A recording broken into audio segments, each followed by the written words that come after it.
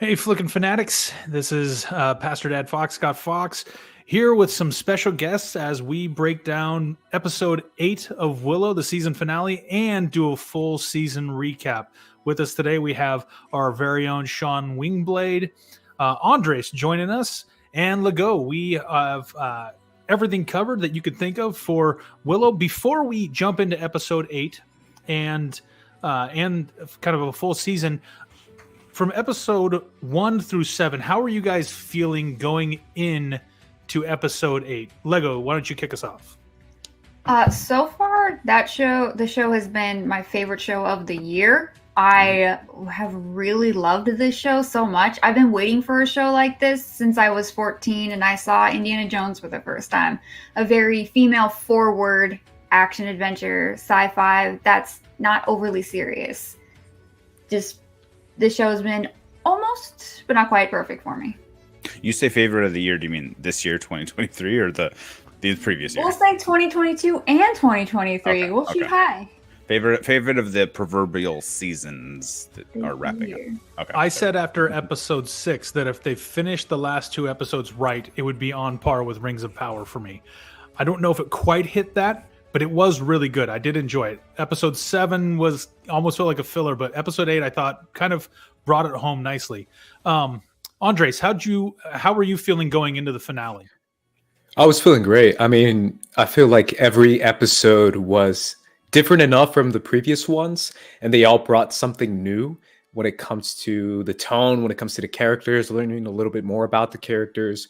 I thought it was fun. I thought it was a lot of fun. And then the finale, I was actually a little stressed out because I was like, okay, 8 episodes. That's not a lot of time, but I feel like they can nail it. And if they did, then it would be amazing. And I feel like they did. Yeah, they had a lot of ground to cover. I felt like after episode 6, I'm like, there's a lot of plot still laid out here. There's a lot of storylines they had set on the table that still had a long way to go, it felt like, with just 2 episodes.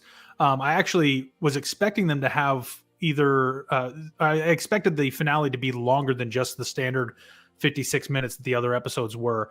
So I was kind of surprised when I saw that, and it made me think, okay, we're in for a roller coaster of a finale if they're wrapping it all up right here. I do want to echo what you said. I loved how they really did a great job of developing every one of the characters. And I found myself really invested in all of them. There wasn't a character that I thought was a throwaway at any point.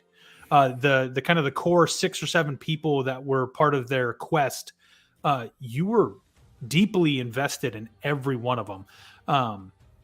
Which was great because then it emotionally, when it got to this finale, felt like, okay, I really desire for each one of these people to kind of have a completed arc. I wanted to see it all come to fruition. Sean, how were you feeling going into the finale?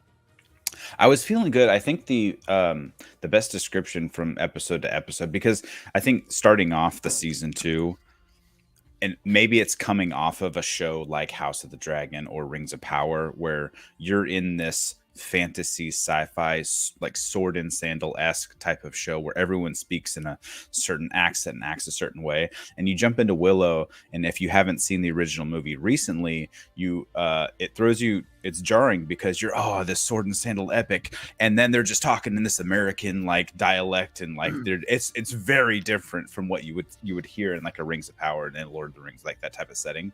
So it takes some getting used to. Like the first couple episodes, you have to get used to the verbiage they use and stuff like that, because it's not used to what you're typically would see.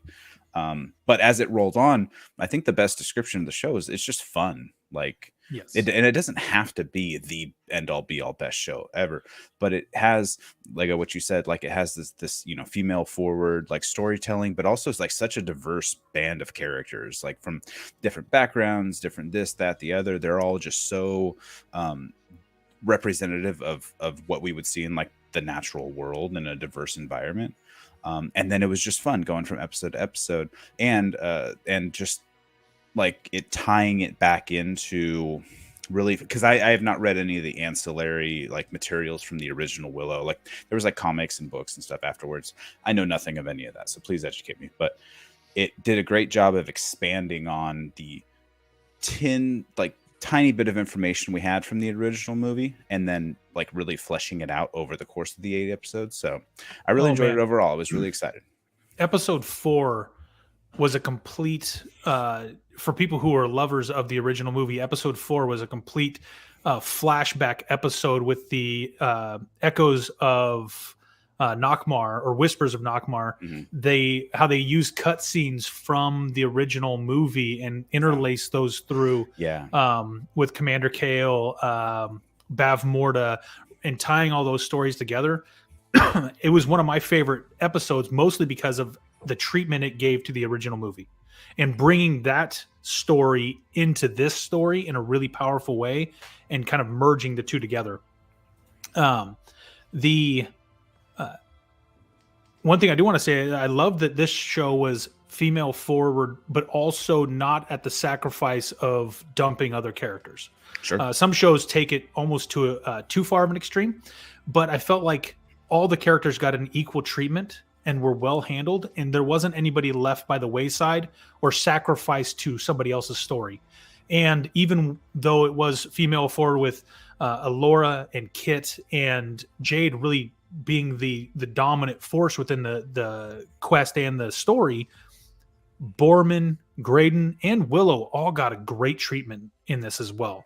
And it wasn't like they were just thrown out and it was full on. I feel like this show of the ones that try and play that line was the most balanced with the way they handled it. They didn't go too far any direction and still maintain that beautiful story arc for each one of those characters.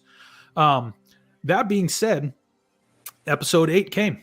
We got a finale, and they had a lot of work to do. And jumping off with where we ended episode 7 with Kit and Alora standing face to face with a freshly shorn Eric with his fancy new coif, kind of in this weird standoff where he's given himself over to the crone.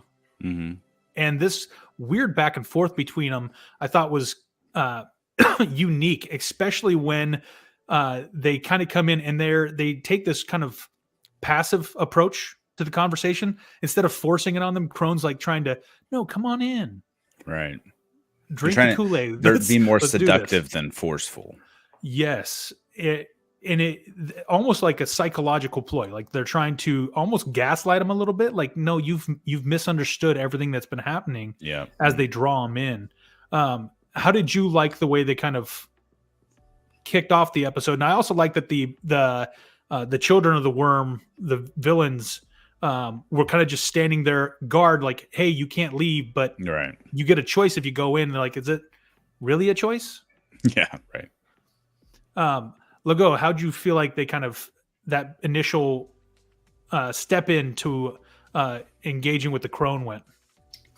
I really liked it. I like how they presented, I think her name was Lily, as being kind of young, around their age, not being forceful, but I can understand why she didn't probably feel like she needed to be with specifically Kit, considering her grandmother and her brother already willingly came and I'm going to say drank the worm milk or whatever that liquid was, and were so easily kind of swayed to her side already. She probably assumed that since the brother had already done it, that Kit would likely go too. And we see this a lot in sci-fi where they have people see something they really want, see their inner desires come to fruition, give them this idealistic fantasy to kind of show them that if they come to our side, dark side has cookies kind of situation.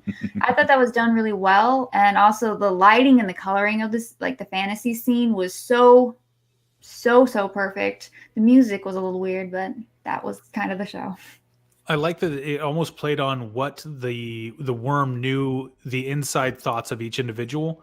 And so it was playing on their fears, their weaknesses, and trying to make them feel like they weren't equipped. And that whole sequence of Kit talking with her mom, Eric and Alora having this lunch thing, and even Eric, for the first time, calling her Alora, recognizing that he knew who she was, which was telling that stuff had been revealed to him. How'd you feel about that whole interplay in that. I guess that's inside the worm, fantasy land. Andres, how'd you feel about all that? Yeah, I mean, I think the best part of it, if I'm being honest, I mean, there's so many amazing things in it with the visuals and with actors coming in and out, but I still think the best part is Eric being himself and not being like a stereotypical robotic, demonic. Like he's clearly under some influence, but he's still so much of himself where he's like, yeah, so you do magic. Do you fly? Like, do the spark come out of your hands? Like the way he was so chill that I was like, I kind of want to hang out with him, even if he is demon possessed. I thought that was great. I thought that was definitely the best part of it for sure. And obviously the visuals coming in. What's interesting on a fantasy level is the idea of your dreams coming true, your dreams coming to light. We've seen that before, obviously, as Legault said, but it's interesting how they explained it, right? Where I've always said, if it's an illusion and you're stuck in your head, but your body is, laying somewhere, it's lame. But the way she explained it, she said, yes, right now this is an illusion, but the worm can make it real, like real. And I was like, okay, that's a really good way to kind of put me at ease, because I was like, illusions, you can just, if you know it's fake, it's kind of hard to accept it. But the fact that the worm can make it real was definitely what stood out to me. I agree. I also loved. I waited the whole thing, and I knew it probably wouldn't happen, but waiting for Mad Mardigan, being a kid from the '80s and '90s, Val Kilmer is an icon, and I absolutely love him. And waiting to see Mad Mardigan reprise the role, but at least we got the voice. We got him having dialogue, calling Kit out of the confusion. She's battling with this internal struggle with her mom, and then also recognizing something feels wrong about all this. It seems like it's going to give me everything I want, but there's something wrong with that. And I think both Alora and Kit had that same sensation. And then when Mad Mardigan calls her, and then you recognize and telling her that she needs to be the protector and the shield for Alora, that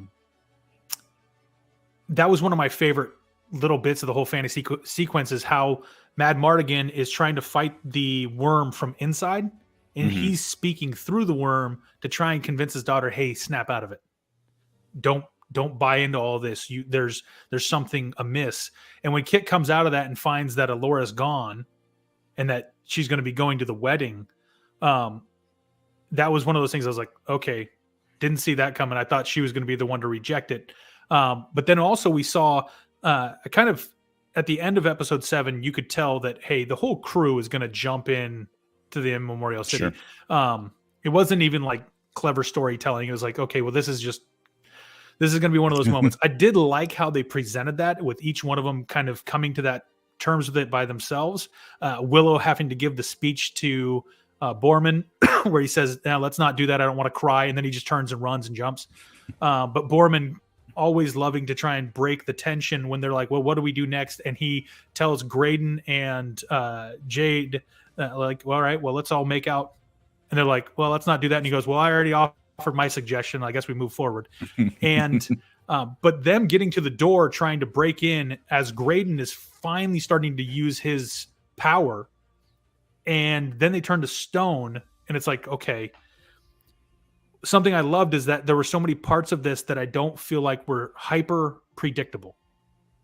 Like so many shows, you feel like they can be really, really predictable. And this one was like, no, they're doing something a little bit different with the story where I don't feel like it's all, I didn't see every one of the steps coming. Kind of the overall, I had a feeling how it was going to turn out, but it wasn't like step by step saw it. This is all was written in the stars long before. They did a good job of kind of throwing you off the lead, but not so much that it was annoying, but just enough to keep you guessing a little bit.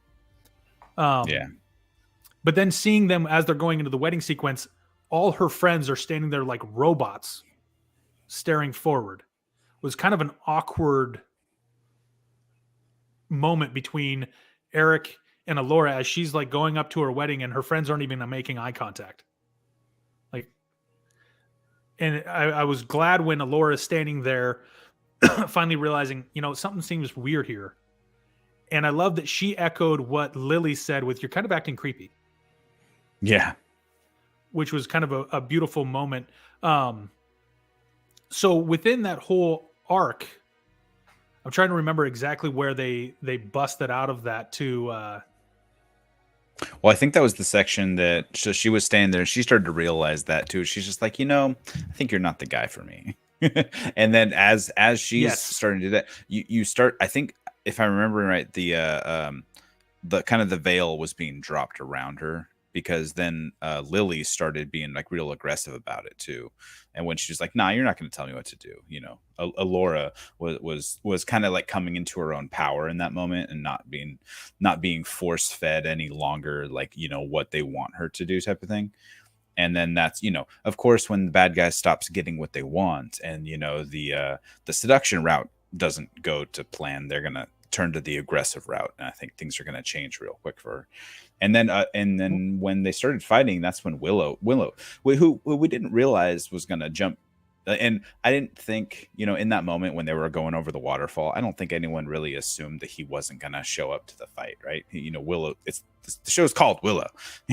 He's going to show up for the final battle. He's not just going to leave everyone to go off on their own. So, but it was nice to see him show up. I would have liked to see a little more of maybe his own turmoil with coming to terms with that, like fighting the urge to go save or see Mims and make sure that she was safe, because he didn't have what you just described. He didn't have that scene on the edge of the waterfall, like, should I go, should I not, what are we gonna do? He just showed up.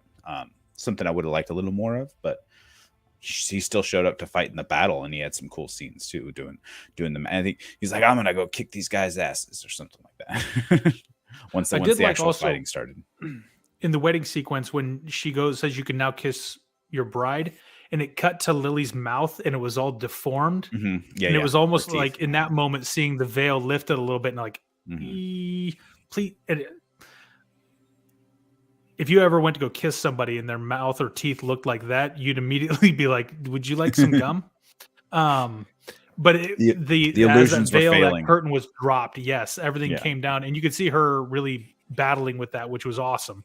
And then I loved how when they got out of that sequence, she's struggling, still fighting with her own powers and not being able to come to terms with it. But when the crone was actually revealed as who she was, it was rather intense. The whole battle sequence was very much heightened level of intensity.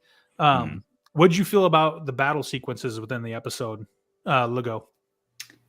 I thought visually they were pretty striking. I like how they did the designs in terms of the magic being kind of almost like electrical, where it wasn't like a straight flow, and it was something that was very visually there. And the different colors, like Elora's is kind of greenish, Graydon's kind of purple.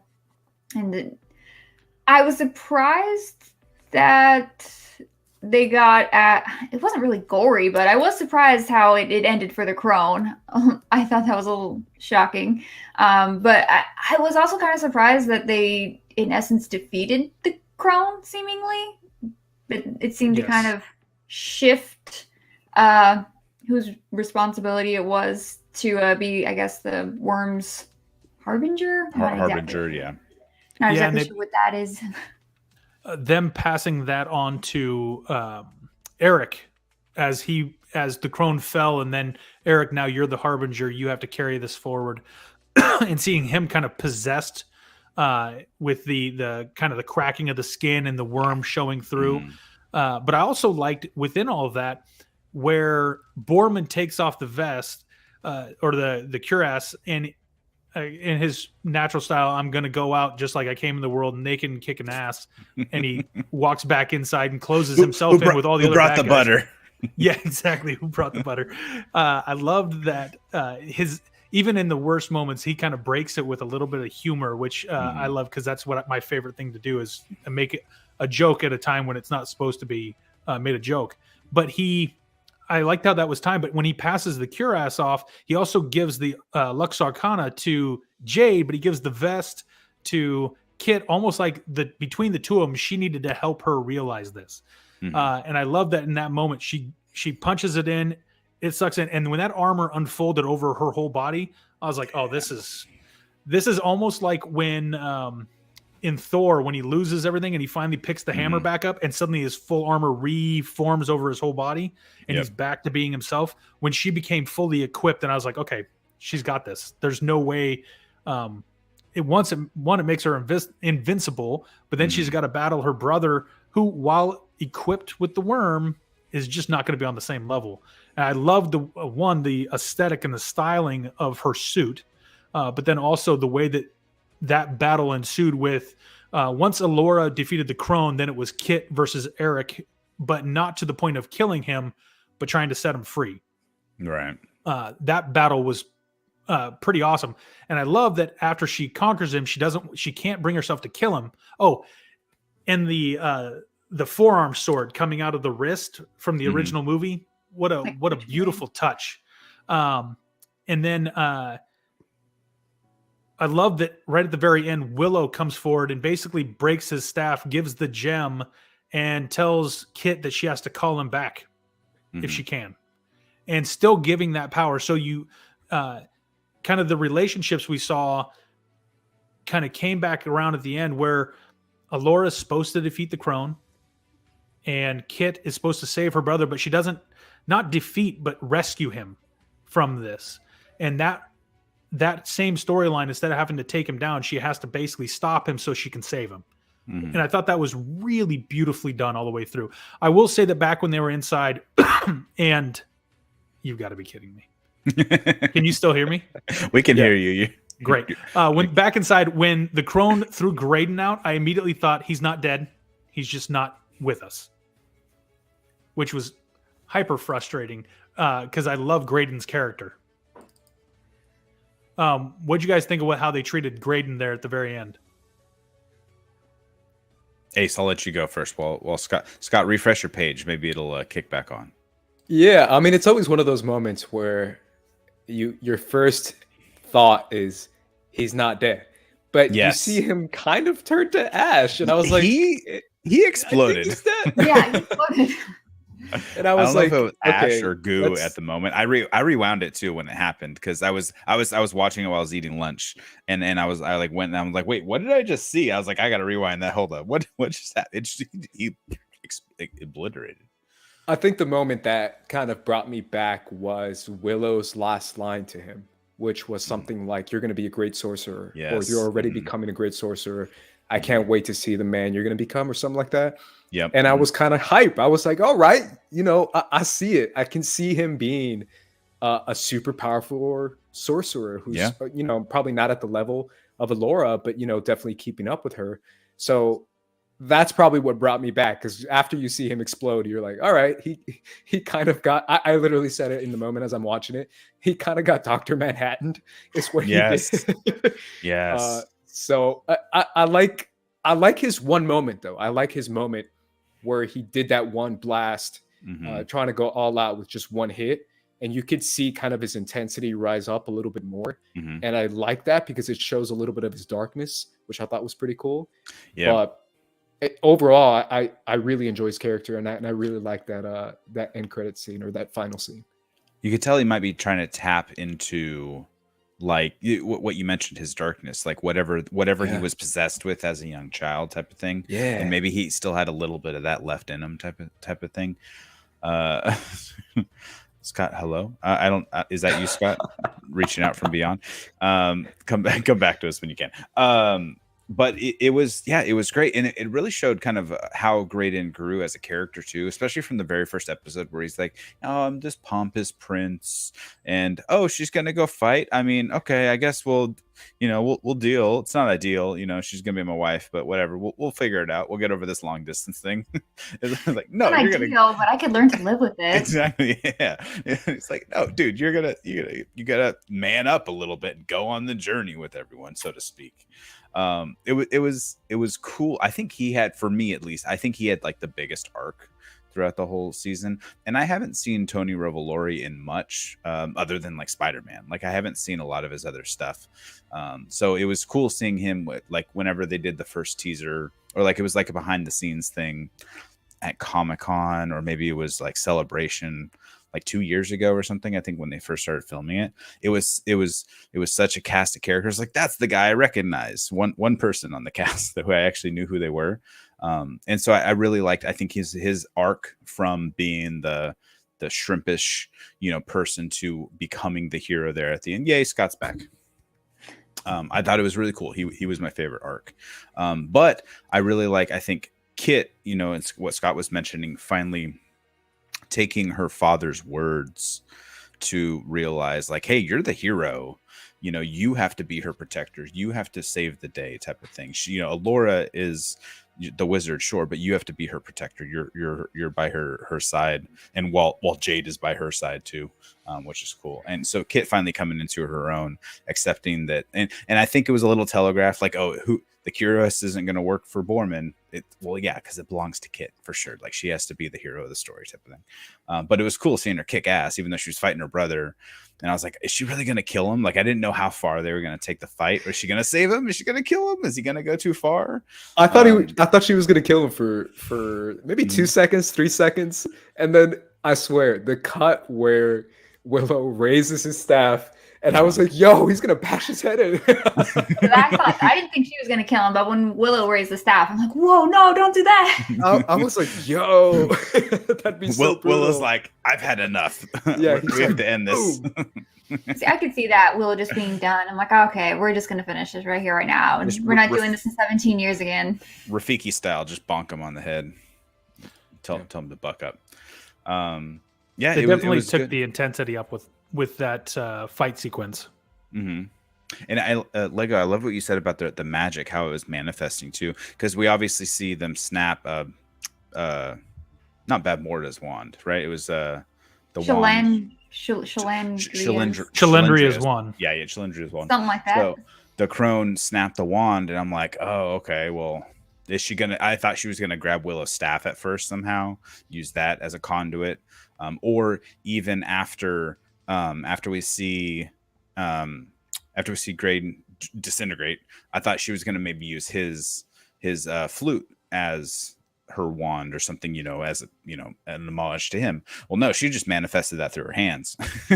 She just started to go into town. But what you were saying about the colors too, it kind of reminded me like how jagged it was. It was like a mixture of Harry Potter, but also like a little bit of mixture of when you think about, and Ace, I know you'll know this, of course, Star Wars. When you look at like Kylo Ren's lightsaber, how it's unhinged, it's not perfectly smooth, right? It's on the edge because of the kyber crystals and stuff are let out and whatever. Yeah, it's not perfect. It's not this perfect showing of what it could be. And that was the battle of the two magics too, between the crone's magic, the red dark evil magic, and the green, which was really cool. You could see all these color parallels and all the Lucasfilm type of stuff that we have out there. I loved Graydon's dual wield when he had the flute and the wand. Was one of those moments you're like, okay, like he's gonna pour it all out here. He just didn't have it. He didn't have enough, but he tried. Yeah. Yes. He went out on his shield, so to speak. I did love that the crone said, you gotta love his conviction. Mm-hmm. He meant what he was doing, and then she just kind of flicks him and is gone, which is sad. But their battle, I love that early on in the series. I predicted that I thought he was going to be a sorcerer, and I love that came to fruition, and that as Willow was training Alora, and they recognized that Graydon had some ability, they brought him along as well, and so he got some of the training, but clearly still the emphasis being on Alora. But I love that Graydon was a lore master. He knew stuff that everyone else was like, what do you like, how do you know this? And he's like, well, I used to read books.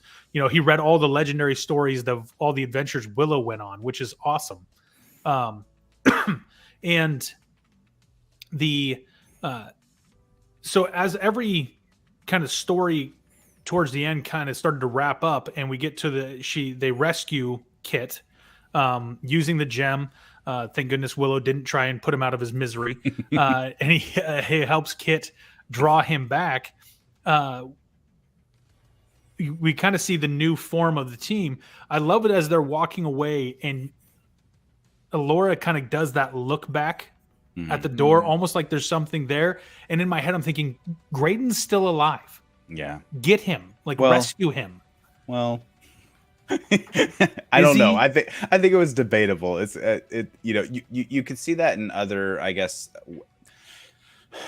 One thing about this show, which may be a positive and a negative for me, is they don't explain a lot of the rules, right? And Oh when yeah. it comes to how does this magic work, how does this work, what we're going here, there, wherever. So, but that could lend more to stuff we can find out later in other mediums or in sequel, or in like a season 2 or even a sequel movie if they really wanted to. And it kind of leads you back to maybe other pop culture stuff. And we've already mentioned Star Wars. It's all Lucasfilm too. You didn't know all the rules when you saw A New Hope. You just kind of had to learn it as you went. You didn't know all the rules to this when you saw the first Willow, and then this too. They're just throwing the information at you. So it's like, how does the magic work? How did that worm portal thing work, right? Did he disintegrate? Did he just fall into it? Obviously, we see at the very end, there's, or the mid-credit scene, he's not dead, or is that all in his mind because he fell into the, across that veil, across the threshold, basically? Inside the worm. Yeah. Just his brain fell in there. Yeah, exactly. That's all the that's rest of his left. body is gone. Yeah. It's something I did love, and you said the word pop culture. The soundtrack for this entire series, start to finish, every episode I've been like, this is the perfect song. And then this episode, when they brought Dire Straits at the very end with Money for Nothing, I was like, oh, you got to be kidding me. Like that is part of the soundtrack of my childhood. And not only that, we had Enter Sandman. What were some of the other ones? Crimson and Clover. Good Vibrations. Black Holes, Good Vibrations, Black Hole Sun. And I love that not all of them were the original. Some were the originals and some were covers. And the covers were beautifully done and really fit the tone of the episodes really well. And some of them they left to the originals. Kind of the, with Allagash and the Good Vibrations at the end battle in episode, what was that? That would have been 6. Was episode 6 in the entire arc of this, I think will probably still sit as my favorite, either 6 or 4 as my favorite episode of the entire thing as a standalone. I do love the way they wrapped it up in 8, but the music played a pivotal role in every episode of feeling like, man, they're really using music to paint the picture within this, and not in a cheesy or hokey way. Like the songs fit and they felt good. They felt right for where it was. And to use as many 80s songs, tying it all the way back to the 1988 Willow movie, was just beautiful in my opinion. I think they did an awesome job with how they intermixed the pop culture stuff in. But that was also stylistically with all the episodes. Like they really did a good job of kind of having a new and at the same time a little bit of a retro feel with all of it. And it was awesome. Yeah.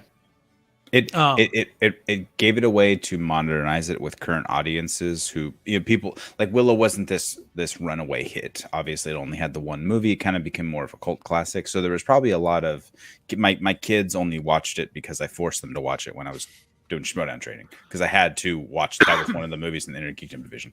So there was no other reason my kids would have ever picked up that movie to watch it other than me forcing it on. And it's not something it's in the zeitgeist any longer. So using the music cues was a good way to bring people in, because music, I mean, like all generations can enjoy a good song type of thing. So, but you're like, oh, that's a song I've heard. Jesse said it in the chat. Black Hole Sun got Jesse's attention. So there you go. So like, if you hear something, you're like, oh, let me check out what that is. What that thing is over there. Now, I will say I was a little surprised they went with Money for Nothing of all the Dire Straits songs, but it does have this beautiful build-up arc where the drums and everything are building and the keyboards building, then it cuts and it's all just a guitar solo. But that original song also had some questionable lyrics in it too that I was like, they're still going to go with that nowadays. But they actually edited, like they looped over that in some way. But the build up and the way everything went with it, and the placement of being where suddenly inside the worm. So after the crew leaves, we're at this finale and we go back inside the worm, and there's almost this like darker version of Allura. Again, the worm playing on the emotions of the individual. And she's much more of a seductive version of Yeah. Alora trying to convince Graydon to join their team. And in the background, the two-headed monster from the original movie is in there in the background. I was like, oh, like that's it. My childhood has been brought back to full completion, and everything I desired out of this, other than seeing Val Kilmer's face, came to pass, and it was perfect. It's a good way to close it off. It's a good way to wrap up Graydon. Like Frenchie here in the chat saying Graydon was a favorite arc of the season. I was saying the same thing. And that maybe like, which way do we think he'll go? Because we obviously saw him grow over the course of the season, become a good person and a braver person. And, he wanted to go on the quest after all and help save. But was he actually just along for the ride because he was falling in love with Alora? So what do we think that hopefully season 2 comes around? Is he just going to hitch his ride to Alora and just kind of be her, like, oh, I'm just going with her, that she's the one I love, or rather even, oh, I need to save her, type of thing. Like, she's obviously gone to the dark side. Let me pull her back. Or is that going to be like how Kit had to call back Eric?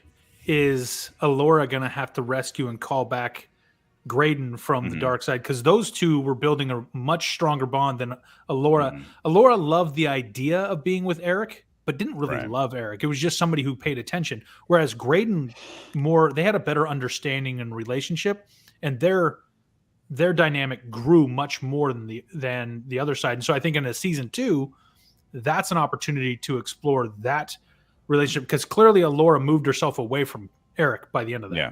Like, she's like, no, I don't like this. This isn't what I want.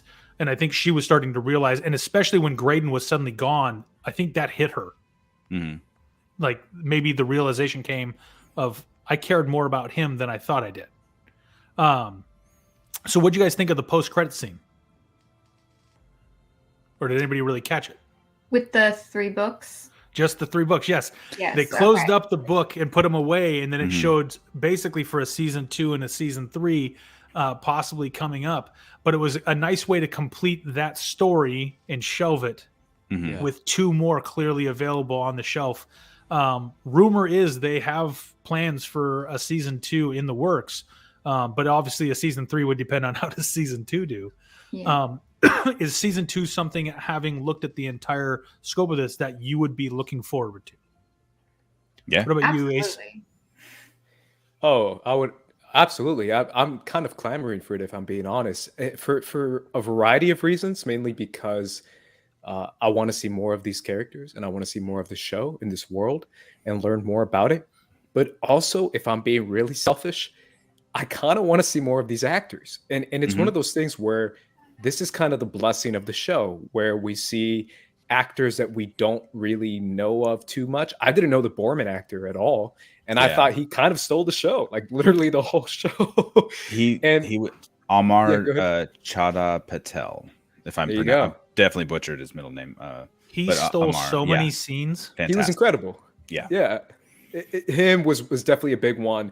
Ruby Cruz was another one. And then I knew Aaron Killiman from Star Wars. And Tony, I knew totally from Spider-Man. And who else was in there? Eric and Willow, obviously Willow.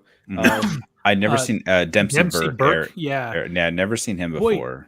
Talk about pulling somebody who had almost the second they introduced the cast, I'm like, that's got to be Mad Mardigan's son. Right. The resemblance he has to Val Kilmer, young Val Kilmer, was so spot on. I was like, wow, they've he's Mad Mardigan in some earlier, younger form, or he's the offspring of Mad Mardigan. Yeah. I just feel like this cast, the story. Also, I was thinking about this after watching the finale. The idea of having a female main heroine character and her sidekick or protector, whatever you want to call it, is another female character who also is like a sword knight, sword and sandal kind of vibe, where that's not traditional. It's so untraditional to the point that I'm like, that's kind of refreshing. And her relationship isn't with, I don't know, this senator or high-ranking princess. It's another warrior who happens to be another girl. And I was like, that's just so different. I don't think I've ever seen that in any kind of show, at least in genre TV. So just for that as well, I would love to see more of that and more of season 2. I'd say the storytelling, the writing, the production, all of it was so good. In the very first episode, you could tell that it had a better budget and better effects than the entire first movie as a whole. When you watch the original movie, you're like, I think they spent $15 total on this movie, and it was all just costumes. That was craft. That was all crafty. Oh yeah, exactly. But I love the storytelling, and as we touched on earlier, it wasn't. It wasn't like pushy or unnecessary in any ways. It felt like a natural, fluid relationships that were built. Some of them, you could see the Kit and Jade relationship from the very beginning of the first episode, just kind of, and they subtly did it, but some of the glances and the way they looked, the longing looks, they played that stuff so well early. And I like they didn't rush that either. It took the full season to kind of build and build and build and build. Am I remembering it wrong? Didn't she kiss her in the very first episode when she was about to sneak out, right? So I was actually surprised they kind of went back and made it seem more coy, like, oh, aren't we type of thing. Like, wait, I thought we already got there. I thought they were just going to be, together the whole time. So I was a little confused by the way they decided to progress that story beat forward. I don't know.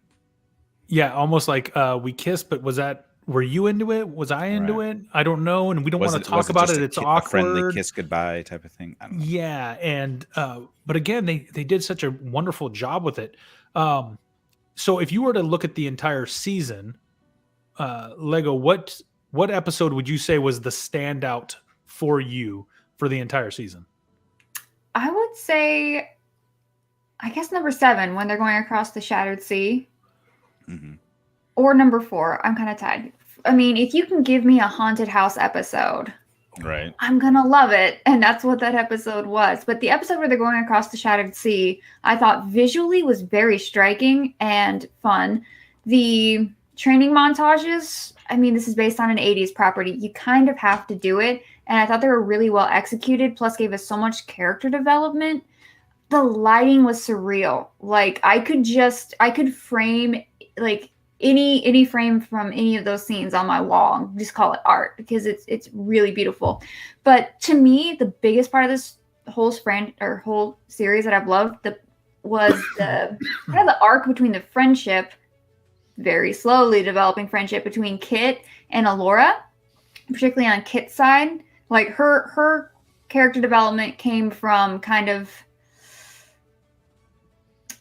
other people. It came from how she is having a relationship with Jade, how she's having a relationship with Alora, and kind of how she's her relationship with her father and Eric as well. And then at the end, her mother. Yeah, so her arc only came through her relationship with other people, but particularly with her and Alora. I felt that was really powerful, and I love the end where they fall off the waterfall, I guess, together. Like that end scene was just well, it wasn't the end, but basically the end was just completely the summation of how I wanted things to go with them. Mm-hmm. It was good that she finally came to terms with, like, shedding the feeling of inadequacy because she was missing this love from her father, just choosing everything else, choosing all this adventuring, choosing the baby that has to be saved, Laura, because she's the next great sorceress of the world.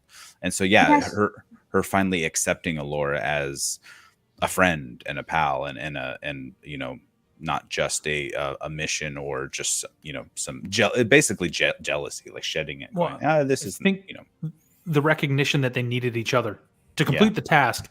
Neither one of them could do it without the other one. Mm-hmm. And so that moment really was okay, if we're going to move forward, it can't be you, it can't be me, it's got to be us. And that was really beautifully done as the step out. I also love that it wasn't like they didn't go super cheesy and do the Thelma and Louise, we're going to hold hands and drive off this cliff. Like the fact that they hugged and were like, okay, we're going to squeeze each other and we're going to do this. Like, okay, you ready? And they're gone. Ace, what would you say is your standout episode of the series? I mean, part of me definitely has to agree with Legal and say 7. It was definitely a standout for me. But if I want to kind of make something different, I would say it's hard for me to remember episode numbers, but the one where we meet Jade's sister, Scorpia. 5. Wildwood, 5. episode 5. Yeah. I I don't have know. the Wikipedia over here. I don't just remember that. I have it. pulled up. Yeah, I swear I'm the a show nerd. is part of what makes the show great is the levity and the comedy, and I Yes. felt like this is the one that hit the most with the levity and the comedy. I felt like it was just hitting. Every joke was funny. Every scene was different. The introduction of new characters, the way we learn more about Borman's backstory, Jade's backstory, Kit and Jade's relationship. I just thought it was a lot of fun. And I just had a blast with that episode. Did you hear about the entire scene with Graydon shaving? Was because so he was cast in the next Wes Anderson movie, and I guess they needed him clean shaven for the film. So they went to, was it Lawrence Kasdan, the writer, right?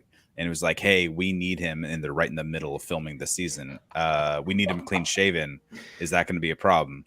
And like, producers will say almost never is the answer no, right? So let's write it into the story. So they wrote it in that they have to shave him. And he's like, the that's fact a that great they use joke. that- Yeah. The fact that they use that to make fun of him, be like, Yeah. women like beards. You should have told me that before we started. Yeah, there's a Well, lot of. he said good I should jokes. shave. He doesn't have a girlfriend. What about you, Sean? What episode jumps for you? I mean, we can kind of jump back and forth. You've already said 7, which would be my answer, 7. Just looking at, I guess that would be my favorite if you had to pick one. I think that I'll say I'll give my least favorite, but there were good pieces in it. Was the Prisoners of Skellen when they meet Allagash. So I thought Christian Slater was going to have a little bit bigger part. Like I had heard he got cast. I thought maybe he would like he was almost kind of like just a flavor of the week type of thing. But it was just strange the way they portrayed the trolls, because I thought that they would have been, they were funny though, but The it was body and face and voice did not match at all, which I actually thought was I don't know. was incredibly clever to make them almost seem super sophisticated, but Yeah. trolls. So it's even in like, and I bring that one up specifically because even in like my least favorite episode, it was still funny. It still had a lot of really good parts. It had even some emotional beats towards the end when Kit is trying to like she falls the weird sludge stuff that they were drinking, and so and that's the scene 2, or that's the episode 2 where they go into the vault and she hears her father, played by I think Jack Kilmer was his name. What is his son's name? Son. Yeah, Jack can Kilmer. do his son can do his voice almost spot on. So that I thought I thought we were hearing Val's voice, and I thought that they were maybe bringing it back from the movie or from piecing it together. They've done that in other mediums too, and then we see her struggling with Alora and with Jade, like pulling her out. So we got some really good emotional beats too in there. We got to learn a little bit about Mormon and what actually happened on their quest for the Curus. Who betrayed who? Was it Allagash? Was it Borman? And you get this unreliable narrator of how did the story actually go. We'll never know. We'll never know actually what happened. So we have to trust that maybe it was a bad misinformation between the two of them or something. Yeah, So you have to pick who to believe. yeah, even if you're going to rank all the episodes, you get your best, you got your worst. There's still like great stuff in every single episode. So there's always something fun and enjoyable to find in each one of them. There was kind of a unique thing that happened in this series where it felt like the odd number episodes were for character development and the even number episodes were for story and action. Sure. And it's like they spent, and there were, not to say there wasn't character development and action on the opposites, but episode 1 was a lot of the introduction of characters, and then right at the very end there was some action, and then episode 2 was more of the action of them trying to chase down Catch. Mm-hmm.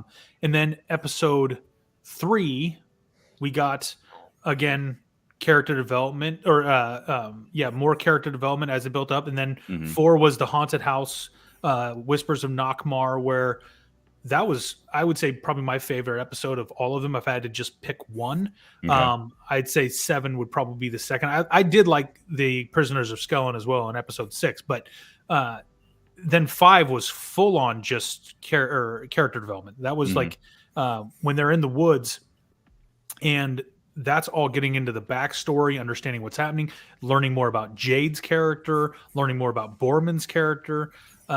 So it was almost this back and forth of every other episode going into a little more character than the next one, picking up the story and moving that forward a little bit. And tying it into Bab Morta's like army from the movie too, because it's like turns out like all these people weren't evil, they were just slaves who were freed, and so they were fighting for their, you know, their breaker of change, like, so to speak. Like they wanted to, you know, do right by her because they were otherwise enslaved by all these other kingdoms, all the, you know, what, Kashmir or this or that or whatever, like all these kingdoms, probably, you know, this type of world, they're definitely going to have like a class system, right? Oh yes.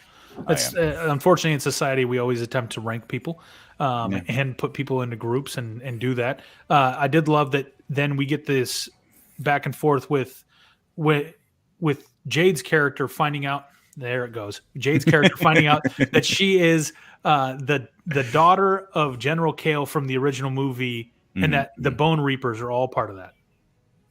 Absolutely. I would actually looking over Wikipedia, Mark Slaughter and Sam Witwer played General Kale. Maybe he voiced him or something like that. Yeah, probably. Yeah, that because he does so many voiceovers. So I think Mark Slaughter is like a big guy. I think he's like a big bodybuilder type guy. So he's played the physical embodiment of him in like the flashback scene that they were doing.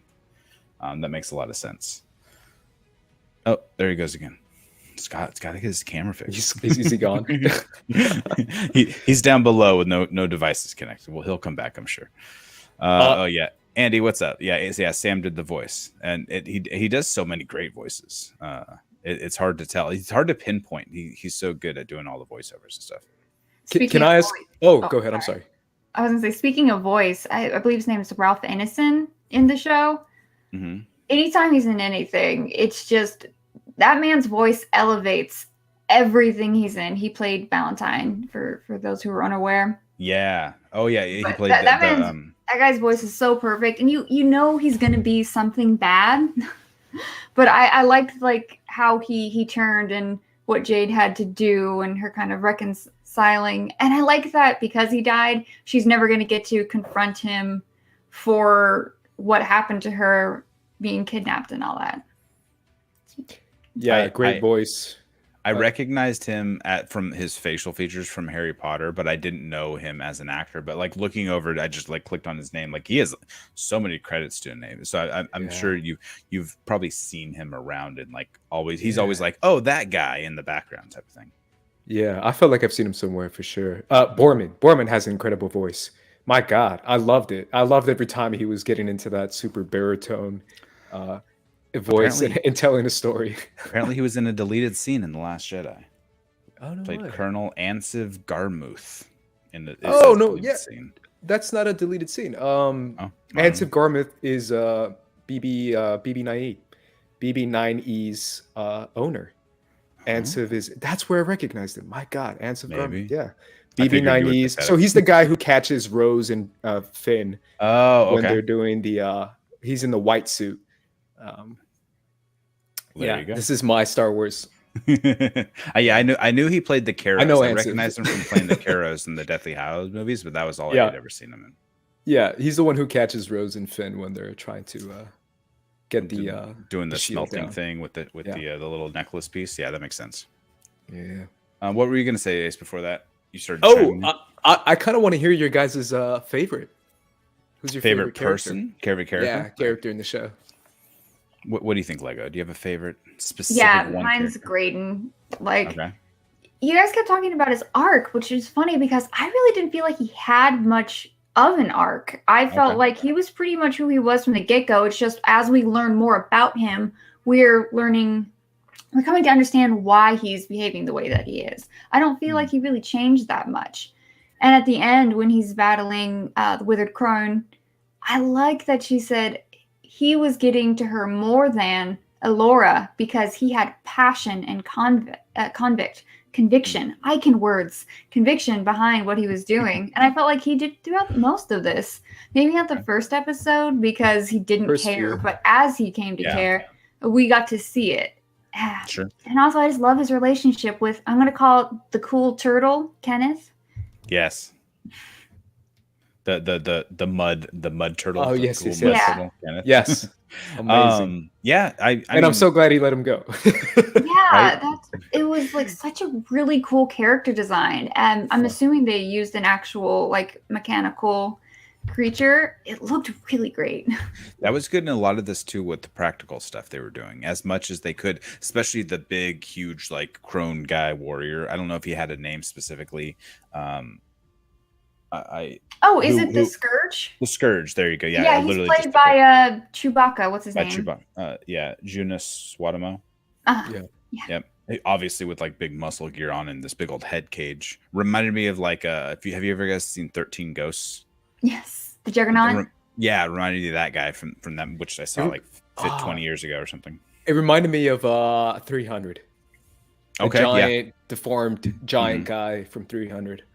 There you go, that one too. Yeah, you get these hulking characters, and you're like that. They're a little overwhelming too. Which I guess maybe just a tinge on the negative is I wanted to see more of them in the final battle, which we just I guess Borman just took care of them off screen, or I think. Yeah. Wait, did Willow fight them, or no? Willow was fighting like the undead creatures, right? And Yeah. Borman went back into the chamber to fight them. So I wanted to see like that battle. I just wanted to see them because they were hunting them down for the entire series. So I wanted to see kind of like them get their comeuppance and stuff towards the end. So that's selfishly, I just wanted more essentially. I'm kind of glad that Borman got his moment though. Everyone got their moment to shine, and I was kind of afraid that Borman might be left out because he's the comedic character. But I'm glad he also got, even if it was off screen, his badass kind of moment where he's like, I'm gonna take all these guys out. So well, that would be my favorite character. I think Borman, and it's just honestly it's just the writing and his lines and his delivery. It's the actor's delivery. So like if they don't do a season 2, let me get a spinoff, a Borman spinoff, where he just goes around the world. He's like, I'm writing the next quest, top to bottom. It's mine. He was a lot of fun. He was really cool. Yeah, I'd probably I love Borman. I mean, it would probably be Borman if you didn't say Borman, but besides Borman, I would probably say Jade is my favorite. I think Erin is such a great actress. Yeah. So underrated in what she does, even though she's only done a few roles that I know of personally. But I feel like every scene she's in, she captures the camera, has an incredible presence about her, and her character is great because she is a warrior. She has a love interest with Kit, and she has a great attitude, and I feel like it works really well within the group, where she's more of like the most balanced one in the group, in my opinion. So I really like Jade. I'm so interested to see what comes next for her, for all the characters, to be honest, but for her character too. Like, is she going to go back to the Wildwood with her sister? Is she going to continue to go on quests and, be with her love, because now they finally admitted they love each other and they can be together. Hopefully, I don't know, how society would see that in their world, but hopefully that would, since Kit has these responsibilities, like she has to go be a princess, or can she be a warrior? Like, will they even allow her to be a warrior with Jade and they could go on adventures together? Or will her mom try to hold her back? Or will there be a war now that poor Graydon is dead? Because they were supposed to get married and join the kingdom. Oh, yes, that's a great point. And that's something too I want to know more about. This is where like my Game of Thrones fandom comes in. Like, I want to know about the warring families and the different kingdoms trying to invade each other too. Like, what kind of drama, what kind of political drama is going to happen too? I don't think they'll ever go that deep. Dad want him to kill Borman? Like, what's the dad angry at Borman for? I have more background questions. There's so many background questions to ask. There's still a lot of they laid the groundwork for a lot of storylines that are still open for the next season that they just planted the seeds, without going too far into them. They laid enough out there with enough people, and Borman crossed paths with enough people on adventures with Mad Mardigan, that the doors are there. There's so many doors that are wide open. But again, with the worm still being out there, Graydon still being, we assume, mostly in his body, even though it looked like he disintegrated when he went through the veil. It's you know, magic. They'll just whip him up a new body. It's fine. He'll just easy. rise from the goo as a brand new body. That sounds tasty. If they were, I know you guys were touching on that. If they were to do, or I guess when they do go forward with season 2, is there somebody specific that you really want to see gone deeper into? I think they did a good enough job at giving us bits and pieces throughout the season because we got to see full fleshed out characters throughout the entirety of the 8. I don't know if we need to focus on one individual character like in a season 2, as long as they continue the same, essentially give like each episode can give one character kind of a spotlight without it being a bottle episode. They did a good job at writing it not to feel like, oh, this is just his episode, everyone else gets shoved to the side. No, this is just her episode, everyone else shoved to the side. They did a great job at not feeling like that.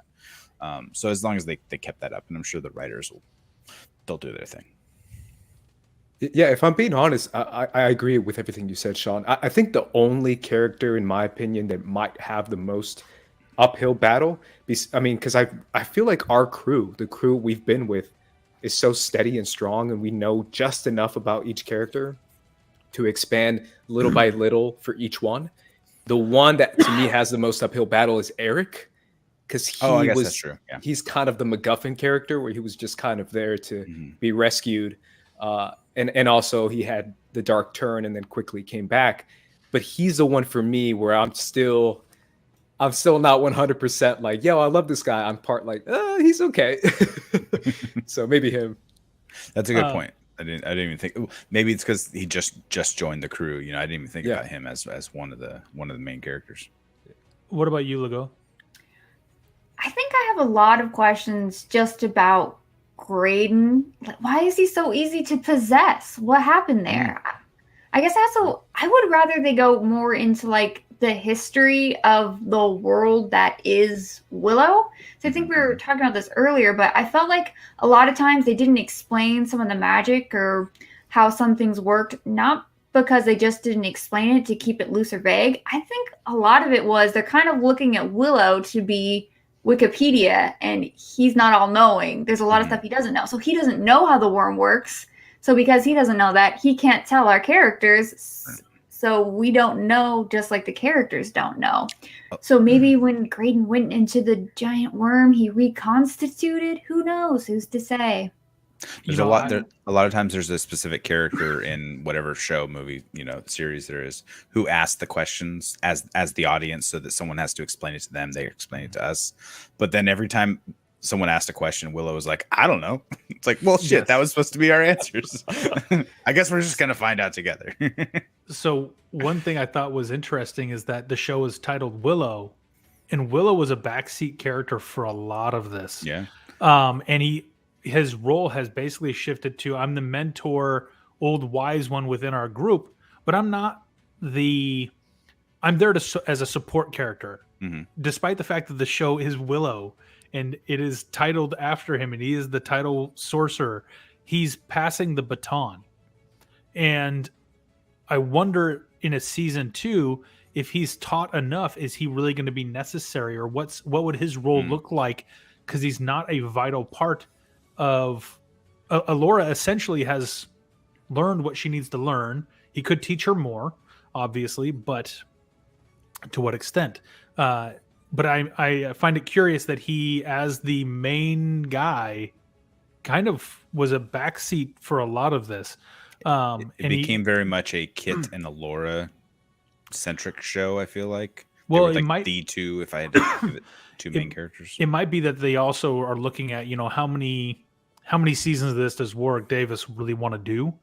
Or can we build on this universe that Willow is within? And it's titled Willow, but kind of allow him to take a back role where he doesn't have to be the front man the whole time. Shoot, the last episode, he walked, or in the finale, he walked away in the second minute and then popped back with 10 to go and tried to help fight the battle. I do think that one of the coolest things he did was when he used his magic to speak to Alora from a distance inside her mind. He said, I'm in your head, dummy. But is that something where now he can go back home and Alora can just call on him? and then we Right. just need voiceover of Willow giving her instruction or offering encouragement and teaching from a distance where he doesn't have to be there as a way to kind of lift him out. Because it almost feels like, as far as his arc, he's kind of close to done. Well, he Whereas has to go they're home past and everything else. save Nims and possibly. I mean, the way he explained it in the 7th episode, how his son left, right? Yeah, son. Yeah. So maybe season 2, he's Yeah. got to find his son and rescue him. Yeah, so there's still some stuff. They left so many crumbs with every character on, like, where there's this unfinished business and these nuggets of dialogue that you drop throughout. It's like, well, I need to know more about that. Give me a side series with him. Give me a side series with her. And then, like, give me all these, and then they come back together. The great thing is too, they were just throwaway comments that opened up a completely alter or other storyline that we can go back and pick up that throwaway comment, and that becomes a new storyline that we have to expand on or investigate. And there's a lot of those. All over. Borman's full of them. I mean, I feel like you could get an entire season of just trying to figure out if that guy's sincere, if he's honest. I did love that Willow told him that he was loyal. And that was just like, that cut to the heart. Like, it made me feel like he didn't really abandon Mad Mardigan. I feel like Mad Mardigan abandoned him. Like, Mad Mardigan's like, you need to stay, I'm leaving. And then that left Borman sitting there holding the bag going, well, Mad Mardigan left. What do you want from me? And he gets locked up for it. Almost like he got a bad rap for Mad Mardigan dropping him when Mad Mardigan went inside the worm. He took the heat for Mads leaving him. Basically, it's possible. Yeah, I would likely you're going to go back to Saoirse and have her be very forgiving. Right. She's very cutthroat. Even back in the original movie, she's kind of cutthroat in the way she rules. She was in the first episode too, when she was just berating her kids for acting up and not being prim and proper prince and princess too. Also, the Willow flashbacks when he was trying to get in contact with Laura. I was like, damn, she was mean. Willow So with the braided mean. goatee, so classy. Yeah. Well, she probably had a troublesome childhood with her mother being Bavmorda and all that. True. It's hard to overcome the childhood trauma from the parents. There's definitely baggage there. I wonder if the premonitions that they had throughout the season is something to be taken at kind of like with a whim, or taken at face value, where it's like, hey, this war is still to come. Because in those, I'm pretty sure Willow was old. He had a beard. There was gray on him too. And then you see Alora too, where she was like, obviously she was much more, or she was dead, but like there was a whole battlefield. It's like, that ain't the Willow that we're following this season. That's a Willow 10, 15 years down the road. So we got some time, maybe some time jumps too. And they could do that in a season 2. They could jump 5 years or something like that. Absolutely. I was also confused by their ages, because it's what I've read online. And I don't think it's said in the show because they count time by moons, but it's been like 17 years, which would make Alora like 17 or 18, and Kit and Eric have to be a year or two younger than her, which would make them only like 15 or 16. Oh, wow. I didn't even think about that. Let's not look too close behind the veil. Well, I also just thought it was weird that they decided to make it 17 years later, considering it's been almost 40 years since the movie, right? Yeah. Hey, Right. I take that personal. I was out when that movie. I was alive when that movie came out. I feel like it's partially too, like, it would be kind of weird if it was like a bunch of 40-somethings. Well, they could have. I don't know. I feel like Alora could be more like 25. Everyone should be an adult. So making them teenagers, I feel like, is a little weird. I see them as like sketch 20 or like 19. Do they specifically ever say 17 years, or do they just all the stuff online says 17 years? Yeah, and I 'cause think it they may have did the been moon mentioned count. by the Nelwyns, but all the Dakinis measure time by moons, which I'm Right. assuming is months, and 200 moons would be like 16 something years. Yep. But I'm assuming that's measured the same way as our months. Yeah. It sounds like a lot of math. I wasn't told there would be But math. both those numbers came out the same, which I think proves its point. Okay, I'm gonna trust you. I don't know, but yeah, no, I agree with the ages. I mean, and all the actors obviously are older, so at least you're casting people who aren't, if they're not true to age, you're not getting someone who's going to age up in the course of the next 2 years when they haven't filmed the next thing yet or whatever. Borman was the only one who was older, but that was because he was already a squire for Mad Mardigan when he disappeared 10 years earlier. So, if you figure everyone ballparking is 18 to 20, Borman's 30 and Willow's 40, ish, or probably older than 40, maybe closer to 50. But when he filmed the first, he was young. The first movie, he was young. He was like 18 years old or something when they filmed the first movie. Yeah. But if only 18 years have passed, he's got it. He was a young. I guess he had kids though in that first movie, so he was in his early 20s ish. Warwick's only 52, so he was born in 1970. And the first one came out 88, 87, 88. Yeah. So yeah, he was 18 years old, and he had 2 kids already. So yeah, maybe in the fantasy world. Back then times is when they're all fantasy worlds are often set right before modern times, and things got started earlier, I guess, or in a future where everything fell apart and it's not restarted. to dive in. That's true. Let's not dive in anymore. Cool. I think so. If you had to put, we'll hold your feet to the fire. If you had to put a number to the total season out of 10, what would you give the entire season? Sean, I'll make you go first. Me first.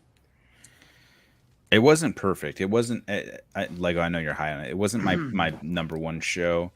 I think The Sandman still gets that for me.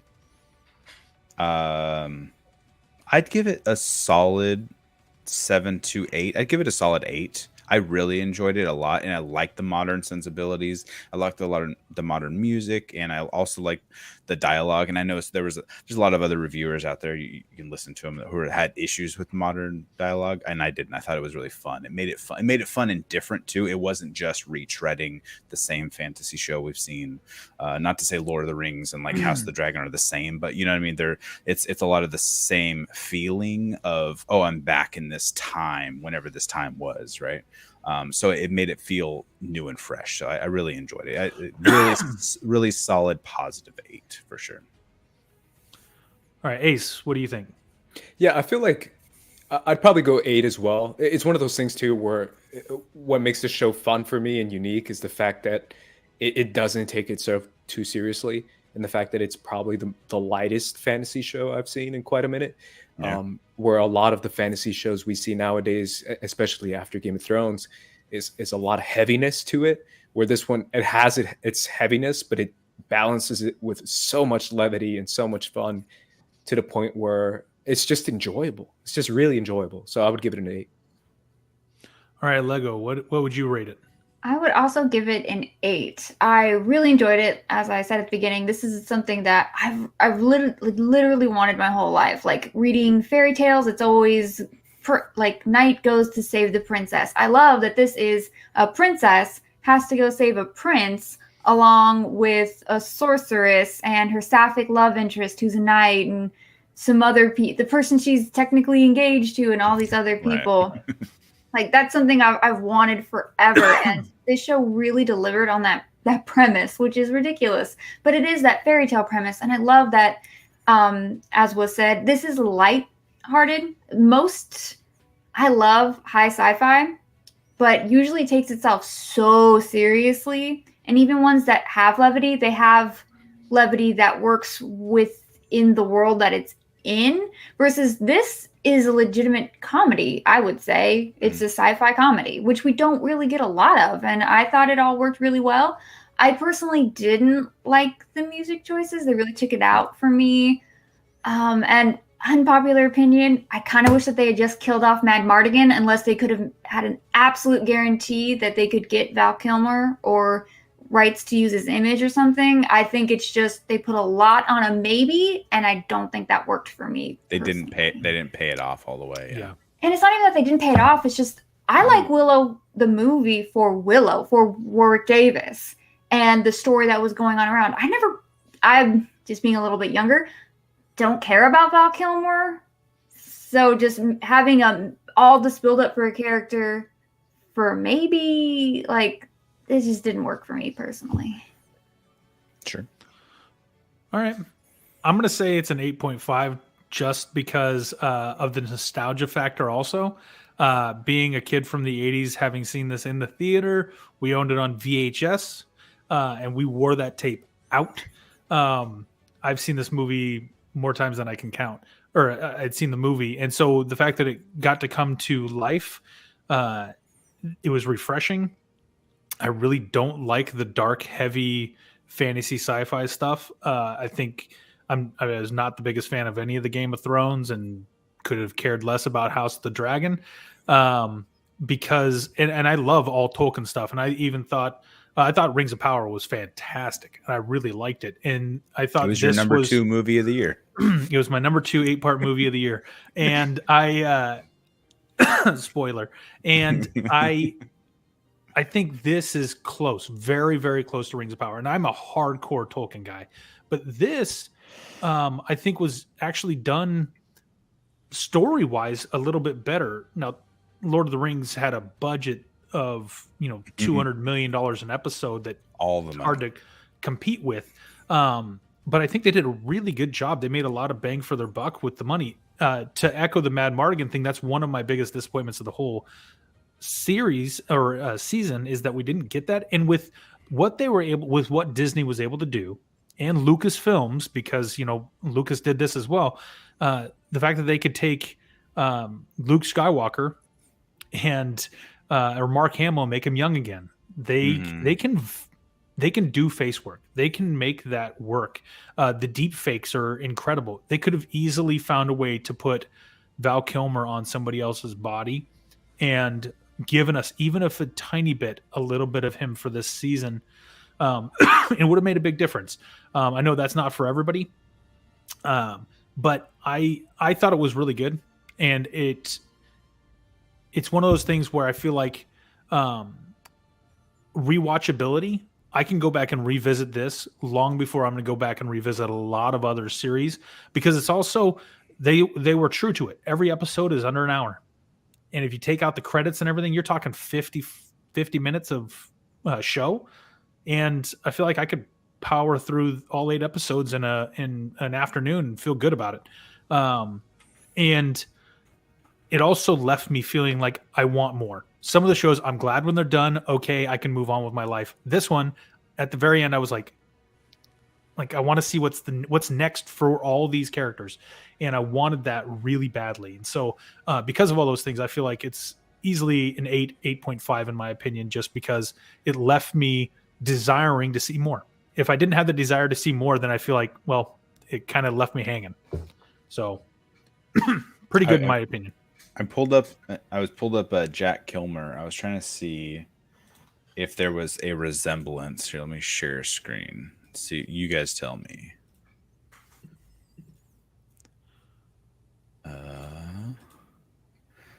Does he look close enough? If you did a deep fake, you could make that work. If they could have deep faked over, I think Dempsey Burke actually reminds me more of Val Kilmer. That was my Dempsey Burke looks a lot like him, right? Yeah, and even like some of these, he just doesn't give me like. Maybe I'm thinking too much of Top Gun because that's what I've seen more recent. But yeah, that looks like what is it? The science movie that he Real Genius. Real Genius. Thank you. That looks like Val Kilmer, Real Genius level right there. Yeah. But Dempsey Burke, they could easily had him stood in and just put Val Kilmer's face over it. There's a lot of similarity between the two already. It's the eyes. It's the nose. If you look at the nose here, and the nose here is identical, and the mouth too. It's just the eyes are slightly different. But yeah, I thought the eyebrows could be that he too. has different eyebrow placement. Yeah, so, I think so. Jack was the voice in episode 6, and then Val was in the finale. Is that right? I think it was Jack for all of it. Yeah, I thought he was did it for okay. both. Okay. And he then sounds just like him though. Right. Yeah, well, he does voiceover work for him, especially since Val had the throat cancer and is recovering from that and still has no strength in his voice. And even after that, how much of his voice will sound like Val Kilmer. It's incredible. And so, It almost sounded like they just took old Val Kilmer quotes and put them in because it sounded spot on. Well, in the Obi-Wan, it sounded like James Earl Jones, but I think they didn't use his voice. I think they used a computerized version or something of Hayden Respeech. Christensen's voice or something like that, right? Yeah, it's called respeech or respeecher. Okay. Yep. So they might have used maybe a similar technique, to bring him forward. I know they this can is do amazing things with technology Oh, nowadays. Yeah, crazy. I know this is a random thing too, but it's kind of amazing to forget how much of an incredible voice actor Val Kilmer was. Like, he's so good at voice work too. Like, even just in my era, like, I was like, man, he does have an incredible voice. So shout out to Jack if that was all him. Andy I over here. believe there you go. Val dropping Kilmer facts. played the voice of God Andy. in the movie Prince of Egypt, the animated movie.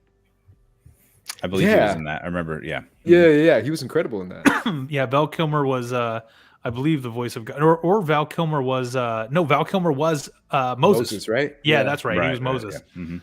And then Fiennes was the Pharaoh. Yep. Yeah. I think I've only seen that once. It's been a hot minute. I was a kid. I got kids. I've seen it a bunch, and I'm a pastor.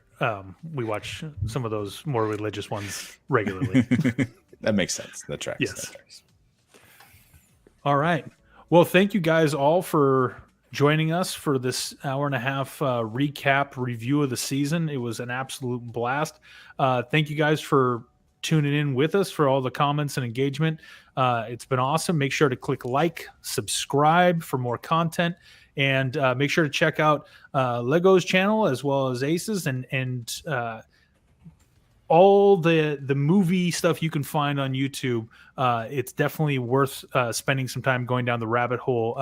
There's some wonderful stuff out there, and the commentary that these guys put out is absolutely incredible, and they are appreciated. And thank you guys for both joining us. It was great to have some people who love this. And let me just say, to finish this off, I am shocked that there aren't more people talking about Willow. The show was really good. And the fact I was grateful that Sean was able to find you guys to be able to come on and talk, because there just aren't enough people either seeing this or voicing their opinion.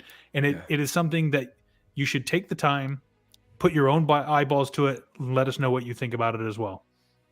Yeah, you guys, go ahead, John. before we went live, I was saying that like shout out to like Casterly Talk and Heroes Reforged, at least two of the main channels that I watch, where they're actually doing, having positive reviews of Willow on a weekly, a routine basis, and not enough people tweeting at it. And our friend Jake was supposed to join us, and he was putting it out on Twitter, but like that's it. Like there's very, very few people talking about it, and it was such a fun show that it deserves more love for sure.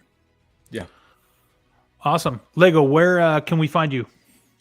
Just on the YouTubes at Legoland13, should be spelled probably in the description, hopefully. It and then every Thursday night, I do a show with my buddy Rob Fishbeck Network, where we talk about weird things and movie things. But I get off topic. It happens. It wouldn't be a good movie podcast or video if you didn't take some random rabbit trails down the side to talk about everything else. I mean, do I try to mention the movie Possession at least once a week? Yes. And Lego, you'll be on DisneyPlus tomorrow? Oh, yeah, that's right. I know how time works. Tomorrow I will be on the DisneyPlus channel doing a marquee of all of the Friday the 13th movies with one half of the Addams Brothers. When Wow. tomorrow is Friday the 13th. It Yes. plays out so well. Wow. And now I'm afraid to get up in the morning. Ace, where can people find you? Yeah, you can find me on Twitter and Instagram at Squad Leader Ace, and my YouTube channel at First Cut. Both Awesome. of which are down in the description. Check the description, click the great. links, Thank you. follow people, and subscribe to everything.